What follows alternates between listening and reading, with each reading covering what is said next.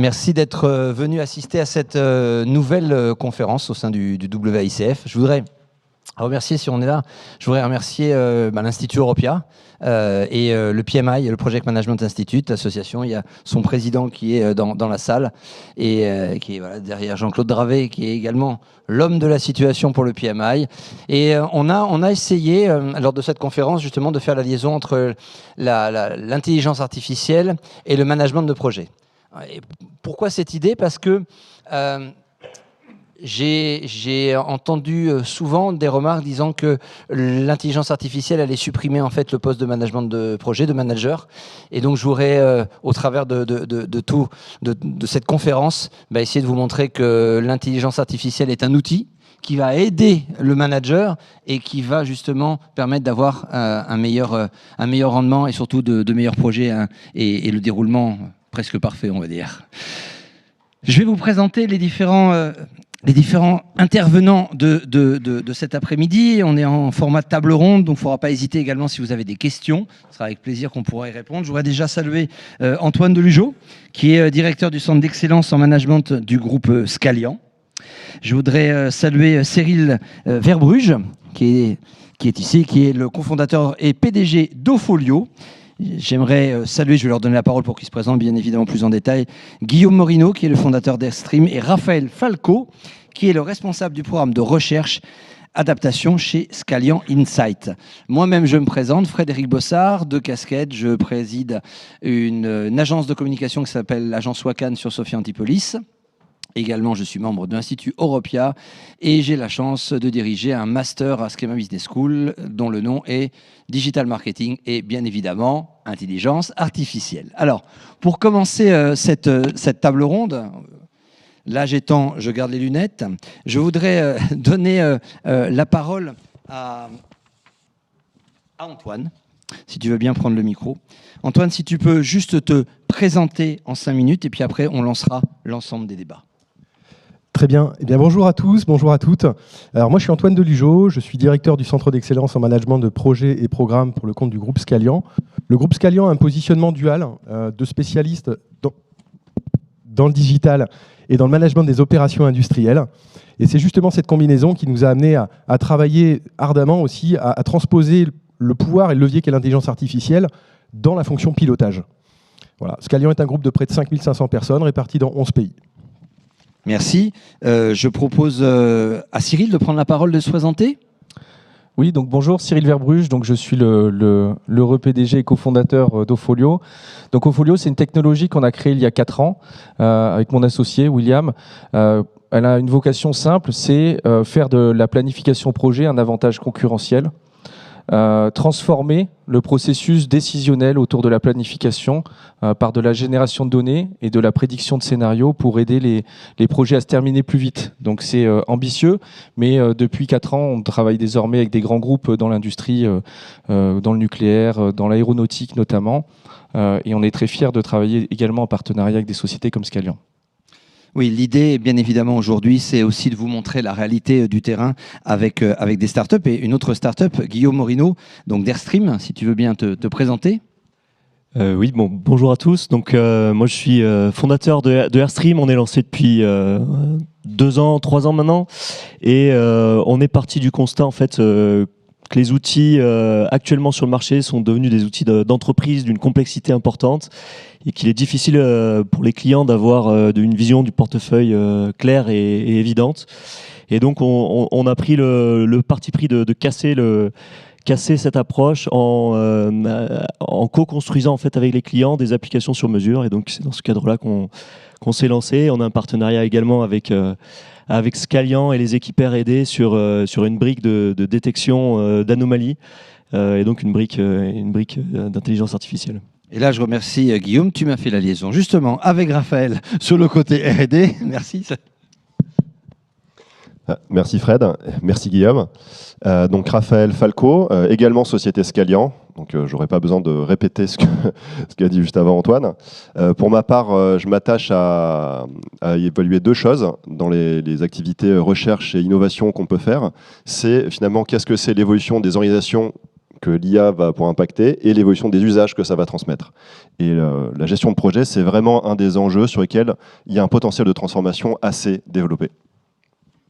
Donc la question qu'on va essayer de traiter en quelques dizaines de minutes, c'est ce lien donc entre l'intelligence artificielle, la recherche et le développement, le project management, des outils qui sont mis sur mesure. Est-ce qu'Antoine, tu peux déjà nous donner un peu l'environnement, nous cerner un peu où on en est au niveau développement, au niveau problématique par rapport à tout cela? Oui, tout à fait. Alors déjà, je pense qu'il faut reposer un petit peu les bases de ce que sont les grands enjeux. Et le premier, en fait, il est que les industriels subissent, comme vous, comme nous, une pression d'autant plus croissante à livrer vite, livrer plus régulièrement, avec plus d'efficacité et beaucoup plus d'efficience. Un autre enjeu, c'est que finalement, on fait face à beaucoup plus de complexité dans les opérations à mener à date qu'on a pu le connaître il y a 10 ans, il y a 15 ans, il y a 20 ans. Il y a des grands programmes qui se lancent autour de la souveraineté, autour de la sobriété énergétique. Tout ça, ça intègre énormément de parties prenantes. Ça intègre également une dimension géographique où l'ensemble des parties prenantes sont dispersées dans différents territoires, différents pays. Et on se retrouve avec cette multiplicité-là et le concept qu'on appelle aussi d'entreprise étendue à devoir gérer et coordonner des opérations qui font intervenir des sous-traitants, des co-traitants. Et donc un nombre d'acteurs infiniment plus important que ce qu'on a eu à connaître par les années passées. Donc ça, c'est effectivement un premier enjeu qui est quand même assez important et qui nous amène à devoir repenser comment on pilote ces grands programmes et ces grandes opérations industrielles. Il y a un deuxième enjeu, c'est finalement l'attractivité du métier dans la gestion de projet. Au-delà de ceux qui sont aujourd'hui passionnés dans la technique, finalement, être un pilote de projet, un chef de projet, un directeur de programme, un project management officer, en fait, ça peut être compliqué de se projeter dans ces métiers aujourd'hui. On a beaucoup de mal à recruter, tout simplement parce qu'il y a un positionnement qui est effectivement un petit peu ancien, celui, vous savez, qui est d'être au support des opérations, produire des comptes rendus, produire finalement des reports, pousser des barres dans des gantes, si vous avez quelques notions en planification. Et aujourd'hui, on se doit de réinventer le paysage digital, l'environnement et le positionnement de partenaire que doit avoir aujourd'hui la fonction project management pour s'engager pleinement dans la réussite des opérations industrielles. Et donc, ça nous a amené, au-delà de ça, à commencer à réfléchir à un certain nombre de cas d'usage. Et on s'est dit, et si finalement, et là je vous parle déjà il y a 4-5 ans, il y a un événement qu'on a appelé ChatGPT, peut-être que d'ici mes collègues en parleront, qui nous a laissé penser que tout était possible avec l'IA. Mais en fait, il y a même un peu plus que 4-5 ans de ça, on s'est dit, mais et si finalement on était capable de créer des data lakes métiers en management de projet et de pouvoir anticiper les risques qui peuvent survenir sur des opérations industrielles, ne serait-ce que parce qu'elles présentent des similitudes avec d'autres, et que les caractéristiques de ces projets-là s'en rapprochent. Pourquoi pas? La deuxième, elle était plutôt liée à, on va dire, l'excellence opérationnelle. Comment automatiser des actions qui sont aujourd'hui chronophages, répétitives, qui présentent très peu de valeur? Ça va être par exemple de la coordination d'équipe, de la relance, de la production de planning. On s'est posé la question de comment on peut faire de la génération automatique de planning. Et on est même allé encore un petit peu plus loin et on s'est posé la question de comment on va pouvoir demain modéliser les forces physiques que représentent les risques et les opportunités dans un projet pour en mesurer l'impact et la déviance de la triptyque coût-qualité-délai, par exemple, ou d'autres indicateurs de pilotage. Et donc est venu chez Scalian l'intérêt de développer un positionnement sur du conseil augmenté.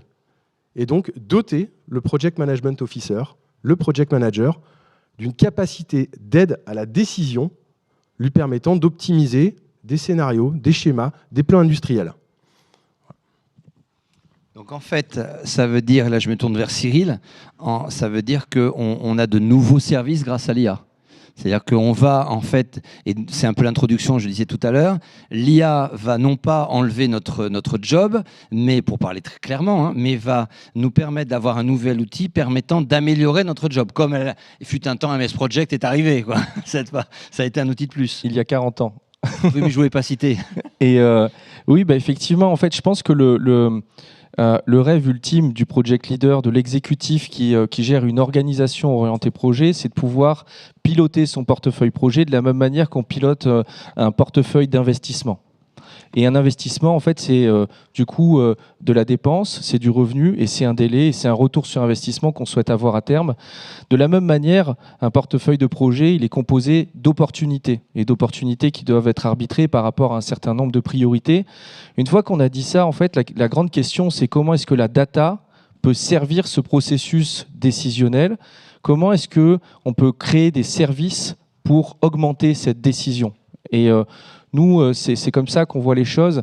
C'est utiliser la puissance de l'IA dans un processus décisionnel pour amener de la rentabilité, de la performance. La rentabilité, d'ailleurs, c'est pas forcément financier, ça peut être aussi pour travailler sur des enjeux qui sont des enjeux sociétaux, des enjeux environnementaux, amener finalement le projet comme un levier pour améliorer en fait nos challenges en fait pour pouvoir aboutir aux rêves qu'ont les sociétés ou les organisations. Oui, c'est bien en fait un outil permettant d'aller plus vite, plus loin et mieux. Et là, je me tourne vers Raphaël par rapport à la recherche et ce qu'on appelle la R&D, la recherche et développement. Ça veut dire qu'en fait, j'aimerais savoir vers quelle orientation on va. Parce que là, on voit qu'on a posé un peu les bases, on voit qu'on a des nouveaux outils avec des startups qui sont positionnés. Maintenant, les startups, là, ce sont des outils qui sont en production. Donc, on est plus la recherche et développement, même si ça continue, mais on est en production. Et côté recherche, c'est quoi le next step?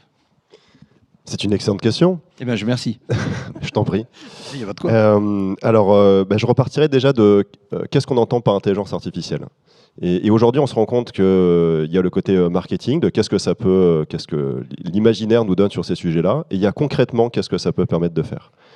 Il y a une peur un petit peu qui a pu se répandre en disant demain, on n'aura plus de boulot et puis on sera gouverné par les machines. Pour les plus anciens d'entre vous, peut-être que vous repenserez à certains films des années 60 avec une machine d'IBM qui s'appelait HAL, ou un peu plus récent, iRobot. En fait, ce qu'on se rend compte aujourd'hui, c'est qu'il y a deux potentiels de l'IA. Le premier, c'est en effet l'automatisation. Il y a un certain nombre de tâches qu'on va pouvoir automatiser. Et c'est vrai que là, il y a un potentiel de remplacement. Le deuxième, c'est l'augmentation. C'est ce dont tu parlais, Antoine, tout à l'heure. Et c'est vraiment le plus important à prendre en compte, c'est que c'est les deux actions principales que l'IA va pouvoir faire. L'IA, par contre, ce qu'elle ne remplacera pas, c'est la créativité. Donc, ce qu'elle va pouvoir faire, c'est elle va pouvoir, par exemple, permettre de traiter un plus grand nombre de données. Donc, clairement, sur la partie data management, ça va être un véritable atout. Donc, ici, les startups Airstream ou Folio, elles vont vraiment nous permettre d'aller plus loin sur ces questions-là. La deuxième chose qu'elle va nous permettre de faire, c'est de repérer des choses qu'un esprit humain aurait mis beaucoup de temps à repérer. Le machine learning, ça va nous permettre de faire là, de la partie analyse qu'aujourd'hui on a du mal à faire. Parce que justement, quand on a un flot de données qui est quasiment ininterrompu, savoir à quelle information on donne la priorité, quelle tendance, quelle dérive, on peut voir finalement la détection d'anomalies, de dérives dans le temps, c'est des choses qui vont être vraiment très importantes de prendre en compte rapidement. Et ça, c'est aussi des choses que l'intelligence artificielle va nous permettre de tacler. Et puis après, on va aller sur des choses qui vont être un peu plus subtiles, mais qui viendront pas non plus empiéter sur la créativité, c'est de faire de l'aide à la décision. Donc, c'est-à-dire qu'au-delà de nous pointer du doigt les vecteurs vers lesquels on va pouvoir aller, ça va être de nous dire, là, on considère que dans les 5, 10, 15 prochaines années, en supposant qu'on soit dans le même contexte, c'est plutôt ça les trends, les orientations dans lesquelles on va aller. Et c'est vraiment à ça que va nous aider l'intelligence artificielle. Et si on comprend bien cet élément-là, on comprend bien que sur un métier comme la gestion de projet, ce n'est pas le remplacement que va faire l'IA, c'est vraiment l'augmentation du chef de projet pour qu'il puisse libérer l'ensemble de son potentiel. Et on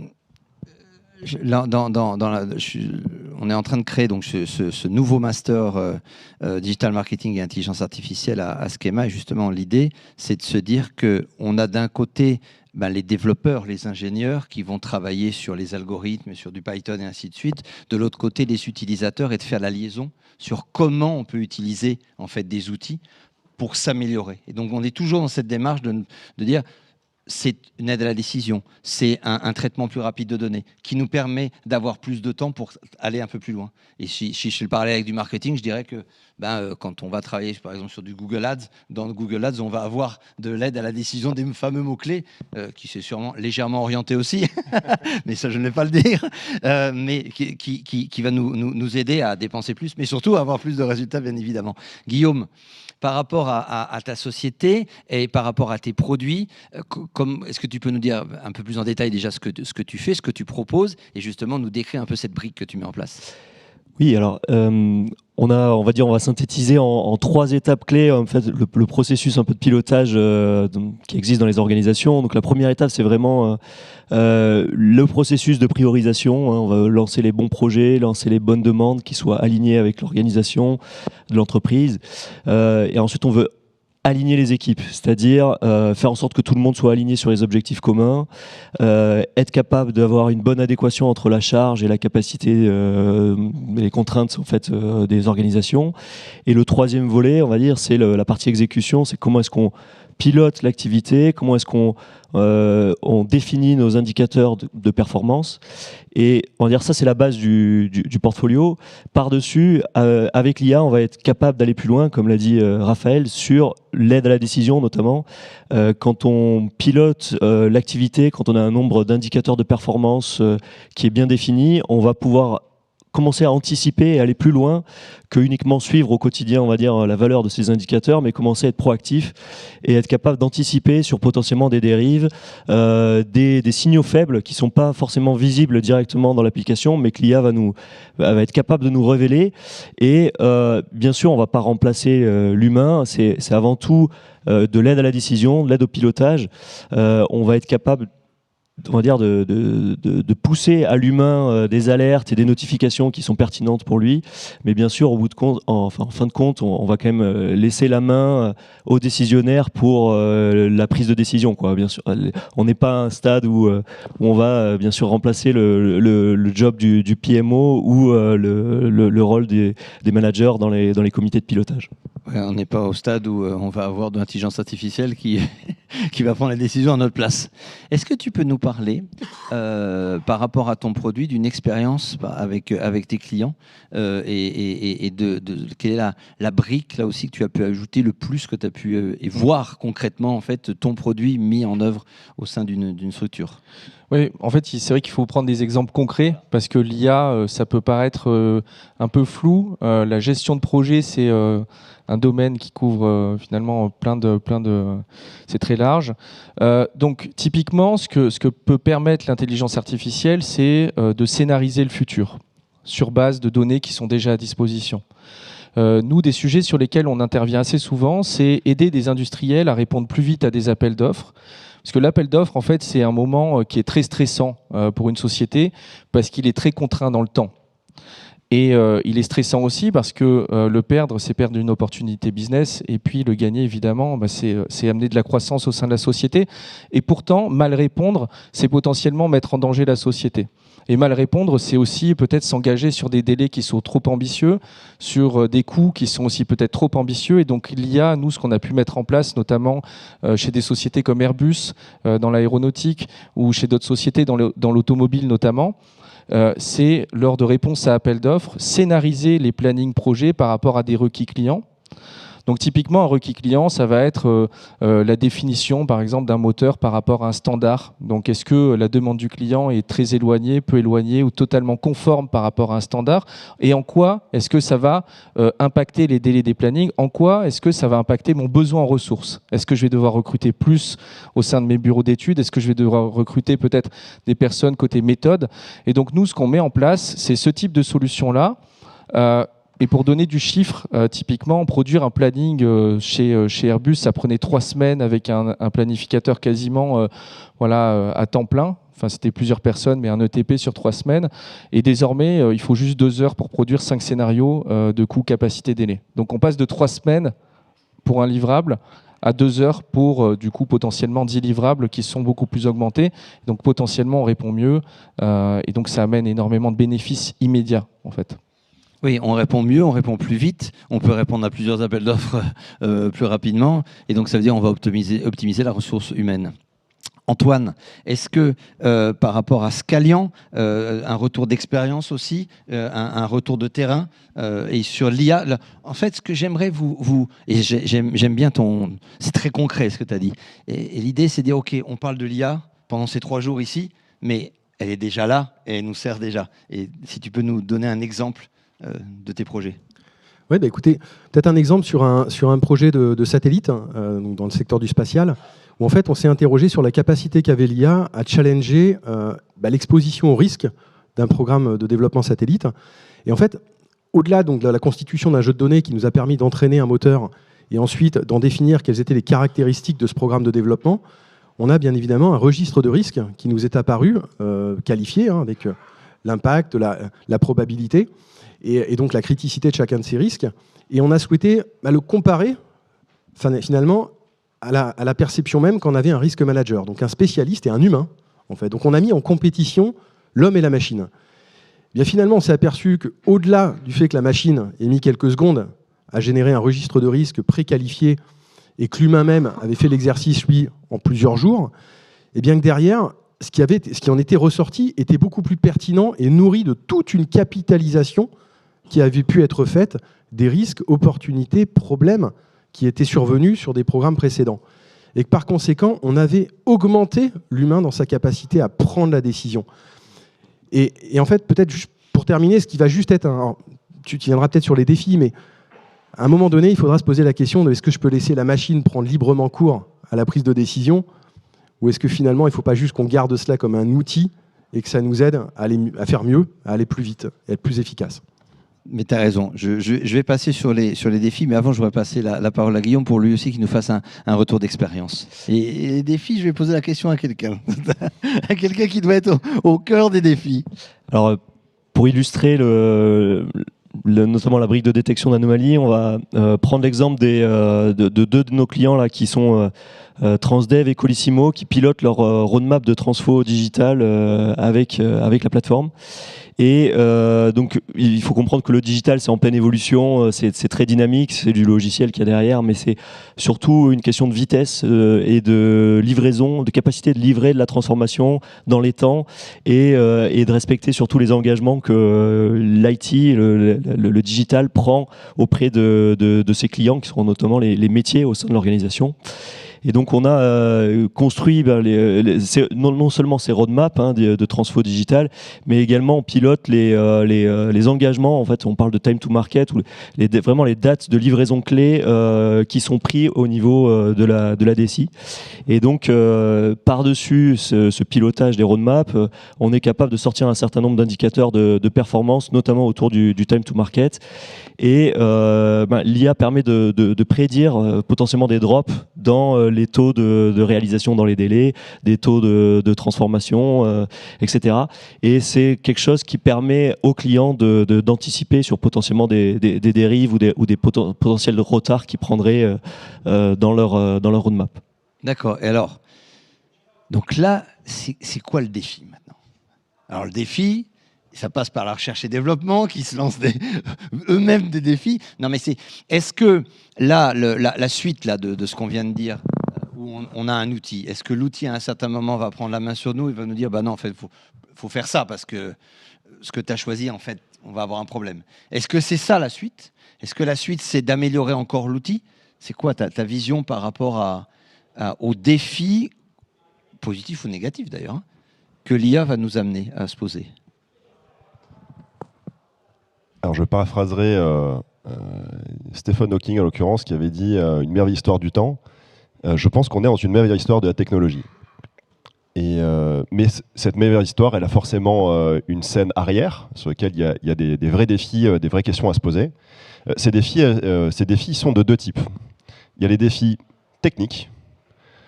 J'ai un de mes collègues dans la salle qui gère un programme de recherche spécifiquement sur ces enjeux-là.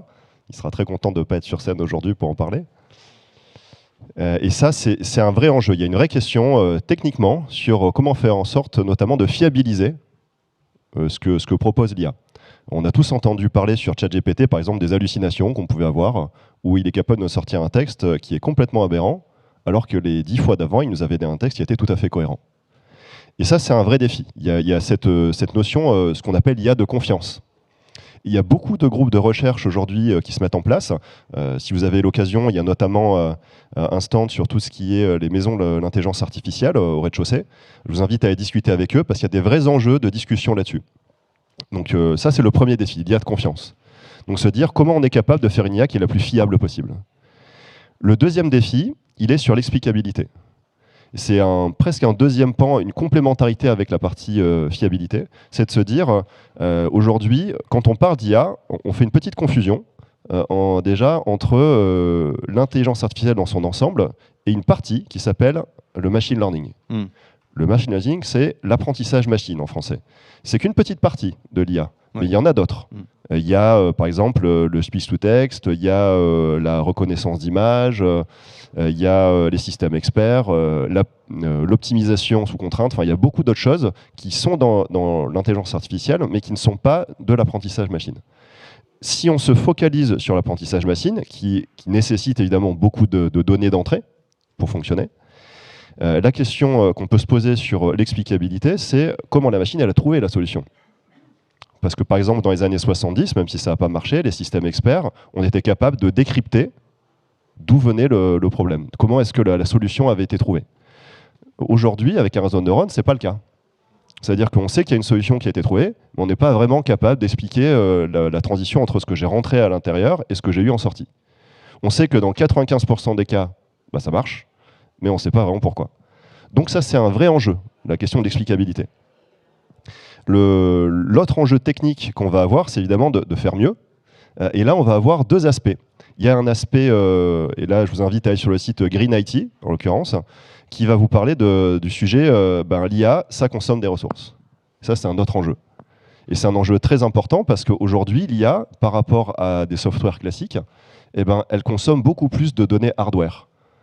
Donc, c'est-à-dire qu'il faut beaucoup plus de serveurs, il faut beaucoup plus de semi-conducteurs. Et ça, c'est un véritable enjeu. Parce que derrière, peut-être que ça va beaucoup augmenter, mais ça veut dire beaucoup plus de production matérielle. Donc, c'est vraiment physique. Et ça, c'est un véritable enjeu. Mais il y a l'autre partie, on peut faire du green AI, donc c'est-à-dire comment on fait pour que ça soit moins consommateur d'énergie et de ressources. Mais il y a l'autre partie, c'est l'AI for green. Et ça, c'est un point très important. Il me semble qu'Opholio a un projet là-dessus, sur la question de dire, mais l'IA, ça peut aussi permettre d'optimiser les systèmes. Par exemple, Google, grâce à l'IA, ils ont réduit de 40% la consommation énergétique de leur serveur, notamment en optimisant la partie refroidissement. Donc il y a vraiment une dualité là-dessus, où comme le disait Antoine finalement, c'est est-ce qu'on veut se faire dominer par les données ou est-ce qu'on veut arriver à se libérer par la donnée. Et l'enjeu, il est vraiment là. Et est-ce qu'on pourrait arriver à un certain moment, toi qui travailles sur ces domaines-là, donc que la donnée puisse nous dominer? Alors, il faut être tout à fait honnête là-dessus. Elle nous dominera si on la laisse faire. C'est-à-dire que si je prends sans esprit critique une décision qui est prise par l'IA, alors oui, je serai dominé. Mais comme n'importe quoi. Si on me dit, si j'ai un policier, un agent de police qui m'arrête au bord d'une route en me disant attention monsieur, c'est limité à 70, vous étiez à plus, soit je peux dire ah oui, vous avez raison et me plier quelque part à son autorité, ou lui dire ah bah non, moi je suis persuadé que j'étais en dessous. Bon, le résultat sera le même. Mais dans ce cas précis, à mon avis. et par rapport à... Donc, tu as un projet, toi, par rapport à l'optimisation de la dépense énergétique. Ouais, exactement. En fait, nous, la vision qu'on a du métier de chef de projet, c'est de l'élargir dans les dimensions décisionnelles. Et une des dimensions, en fait, c'est la responsabilité sociale et environnementale. Et donc, typiquement, un use case qu'on a produit, c'est comment est-ce que l'IA peut aider à prédire l'impact carbone des activités d'un projet. Parce que dans le processus décisionnel, dans le processus d'arbitrage, les sociétés commencent à se poser cette question et à finalement arbitrer sur la base de cette question de l'impact environnemental d'un projet qui va, de la même manière que sa rentabilité, en fait, compléter l'aspect décisionnel. Donc nous, effectivement, on a déjà cette capacité-là avec notre technologie à travailler là-dessus. Et je voudrais rebondir aussi juste sur un petit point. Qui était est-ce que l'IA est déjà en train de prendre la décision pour le chef de projet. Alors je vais prendre un petit contre-pied. Pour moi, oui, déjà. C'est-à-dire que nous, typiquement, c'est des choses sur lesquelles on travaille, où les algos vont sur un jeu de données pousser des propositions de décision pour dire, bah, là, typiquement, cette décision-là est peut-être pas la bonne. Là, cet investissement-là, oui, vous rapporterez tant. Là, ce scénario-là vous aiderait en fait à optimiser les délais et peut-être à rentabiliser un autre projet de votre portefeuille. Et donc amener en fait ce que nous on appelle un wizard. En fait, c'est voilà le sorcier de l'IA qui vient donner des solutions aux chefs de projet. Mais par contre, à la fin, la décision, l'arbitrage, il reste humain. Mais par contre, le processus de pousser la décision, c'est plus le chef de projet qui travaille au scénario, mais c'est la technologie qui lui en propose. Et Guillaume, par rapport à tes outils que tu développes, quelle est la prochaine étape que tu peux apporter? Je m'explique. Tu nous as dit, voilà, je travaille avec Colissimo, je crois que c'est ça, hein, d'accord?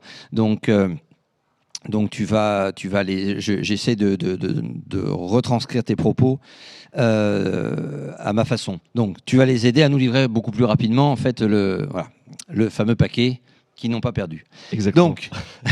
Donc à partir de ce moment-là, peux-tu le retrouver? Ça c'est la vraie question.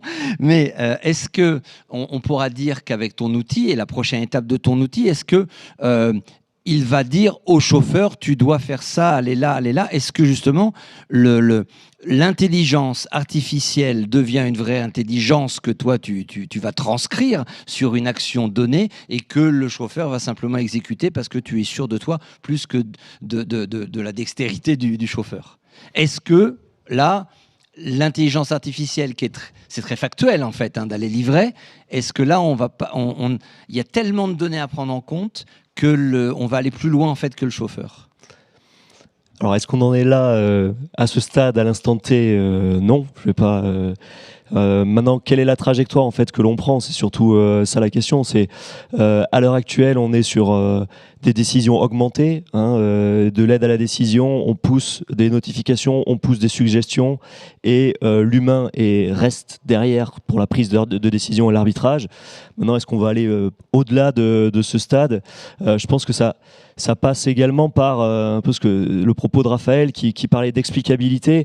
Derrière l'explicabilité, en fait, il y a la confiance aussi de l'humain par rapport à ce que lui propose la machine. Et quand on demande à ChatGPT de se justifier, mais pourquoi est-ce que tu as trouvé ce résultat, et qu'on voit qu'il y a des difficultés à trouver une justification, à expliquer en fait le résultat, ben on a également cette problématique-là au niveau du pilotage.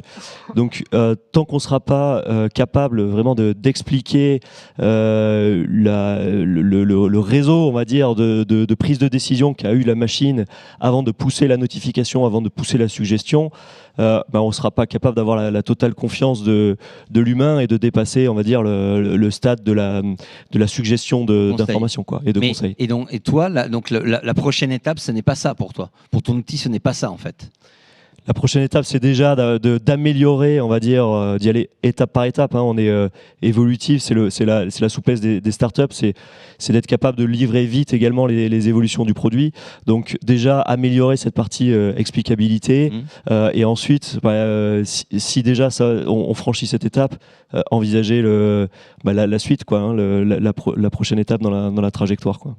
Et je vais rebondir. Ce matin, on était en réunion avec Patrick Martin, le président du MEDEF, et je donne la parole à Antoine parce qu'on parlait donc de ChatGPT.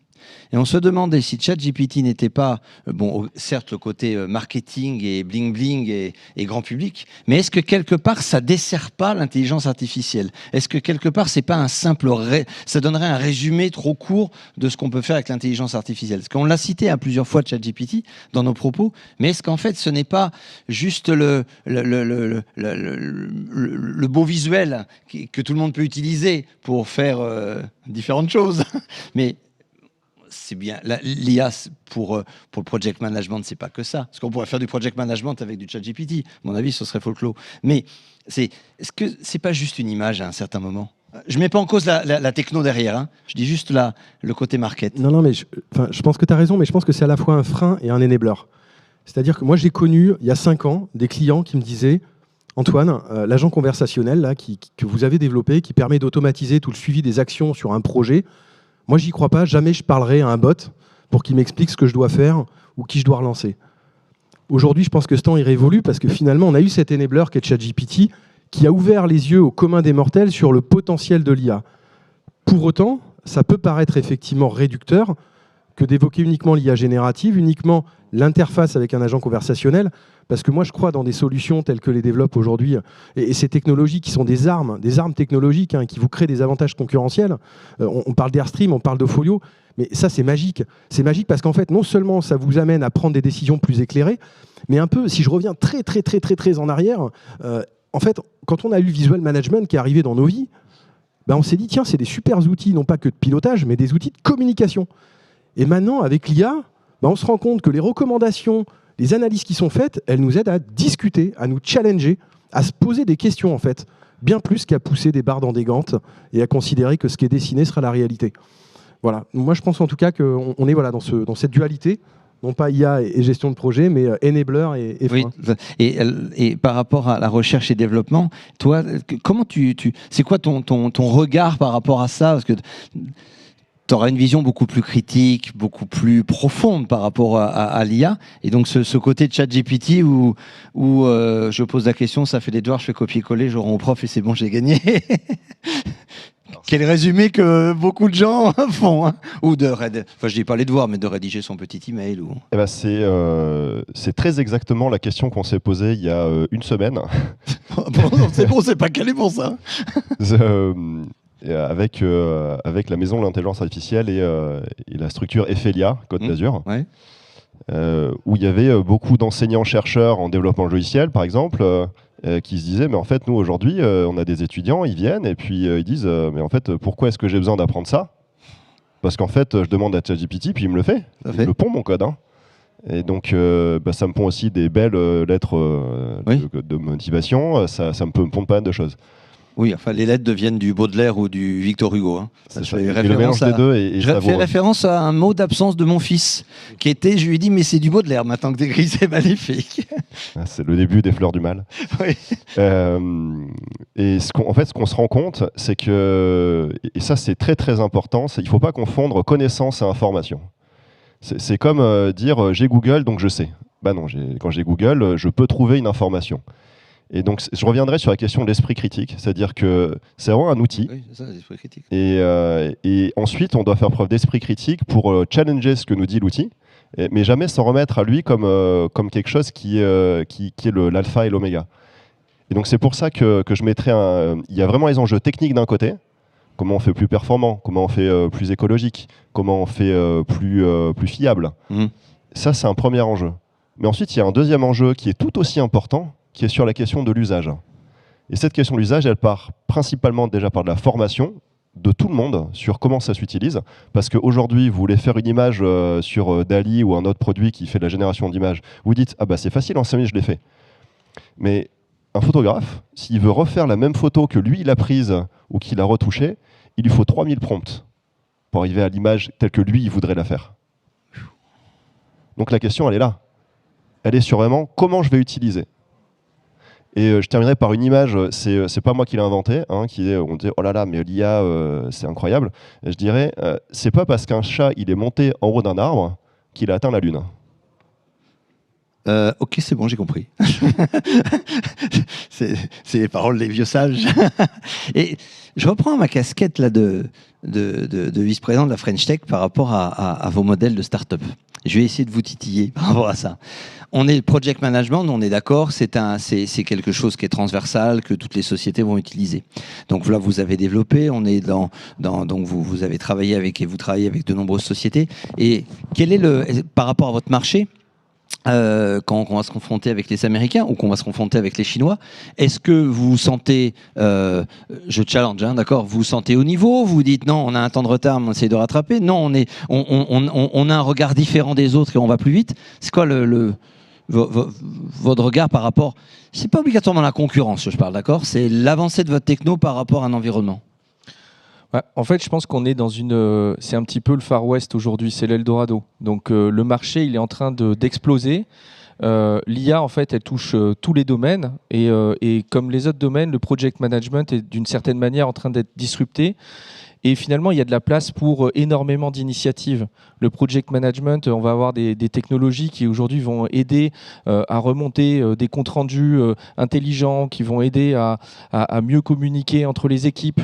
Donc nous, typiquement, chez Ofolio, on travaille sur la planification augmentée. Il y a quelques initiatives. on est là, du coup, avec Airstream, à travailler dans notre domaine, mais je pense qu'en fait, il y a de la place pour tout le monde. Et finalement, il y a autant de besoins que de sociétés qui vont naître. Donc après, comme tout marché, ça va finir par se concentrer. Mais aujourd'hui, je pense qu'il y a plus de demandes que d'offres sur le marché. Et alors, Guillaume, si tu veux bien, je rebondis, tu peux bien évidemment répondre à cette question-là, mais je voudrais la compléter sur la notion de est-ce que c'est vous qui faites le marché en offrant ou est-ce que vous répondez des demandes? Je rebondis sur... Ouais, alors je suis quand même assez aligné avec la vision là qu'on vient d'avoir, c'est-à-dire qu'il y a une opportunité, je pense, pour les nouveaux acteurs. Le management de projet, ça existe depuis 30, 40 ans et il y a déjà eu une première vague de solutions qui sont établies sur le marché, qui sont maintenant devenus des gros outils très complexes qui sont bien en place sur le marché justement du management de projet et du pilotage du portefeuille. Mais il y a, je pense, il y a eu une consolidation au niveau du marché.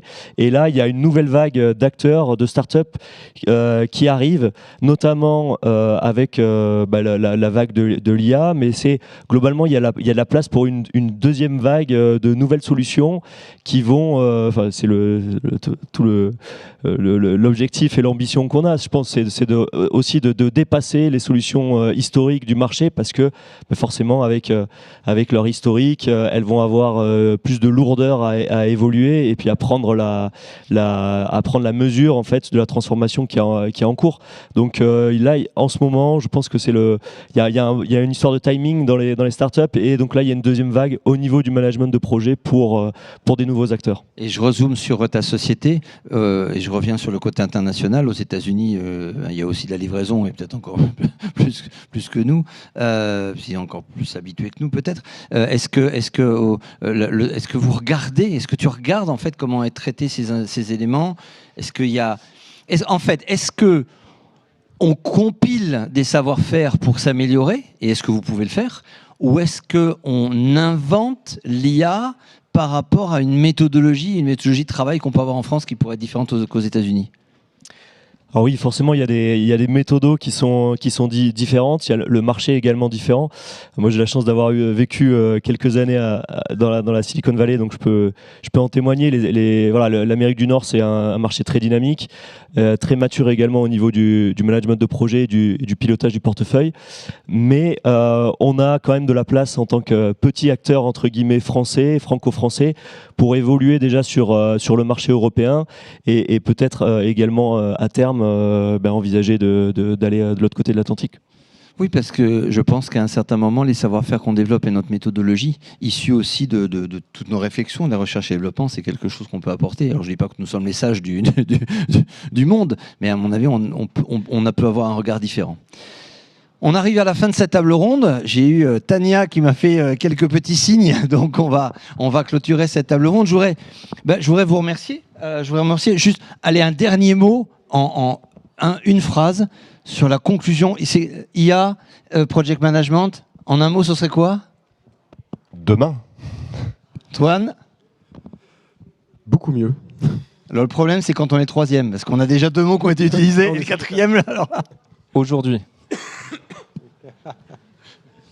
Je dirais confiance. Et moi, je dis tout de suite pour arrêter la conférence. Merci beaucoup. Au revoir.